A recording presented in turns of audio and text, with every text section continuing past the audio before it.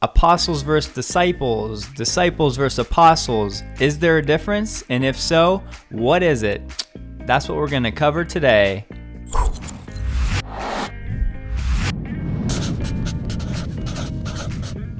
Okay, so a disciple is simple. It's a student or a follower.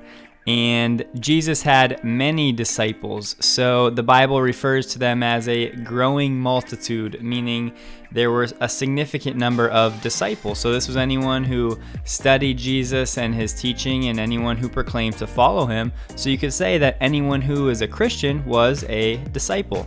And in Matthew 28, that's where you'll see the verse that says, "Go and make disciples of all nations." So disciples, there are many of them. Anyone who was a follower or student of Christ. And now an apostle is where it gets a bit more involved. So an apostle, in the simplest terms, means someone who is sent. It is a messenger or an ambassador, but the key difference is someone that has authority. And in this case, it was authority given to them by Jesus himself. And now, to become an apostle, biblically, there are 4 qualifications that an individual would have to meet. So the first would be chosen by God, chosen by Jesus. Number 2 would be that person had to be an eyewitness to Christ and his ministry on earth. Third would be seeing Jesus after he rose from the dead. And fourth would be empowered by the Holy Spirit. So God gave these 12 apostles the power to do signs and miracles to confirm the message that they were taking to the rest of the Gentile world. And now Paul, previously known as Saul, was a slight exception to this, as he was not with Jesus during his ministry, but rather Christ made an appearance to Saul at the time on the Damascus Road and essentially designated him as an apostle of Christ to take this message where it needed to go. And now, not to add any confusion to this matter, but in the New Testament, there are a few other names that are referred to as apostles, which I will throw up on the screen for you to see.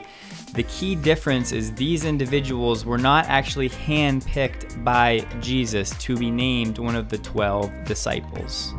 And so this bears the question, what was the point of taking some of the disciples and choosing them and calling them out for this purpose? What's the point of an apostle? And it's very simple. Ephesians 2:20 tells us that these men were charged with building the foundation of the church in the first century. So Jesus entrusted these individuals, he empowered them with the ability to perform miracles and signs and wonders to confirm their message and to spread that throughout the rest of the world. And so today, it's a widely debated topic whether there are apostles and prophets in the world at this moment. However, that's well beyond the scope of this video, but be sure to subscribe in case I do decide to make a video on that in the future. If you want to see something like that, I'd be happy to do so. Let me know in the comments below. However, I would like to leave you with a verse from Revelation 21:14. Check the first comment, I'll put the full verse there. But it basically says that in the New Jerusalem, there are 12 foundational walls, and on each wall is written the name of each one of the 12 apostles. So does that deny that there are apostles in this world today? There are many other topics relating to that, but I hope you guys learned something in this video. Thank you for watching, and I look forward to catching up with you in future videos.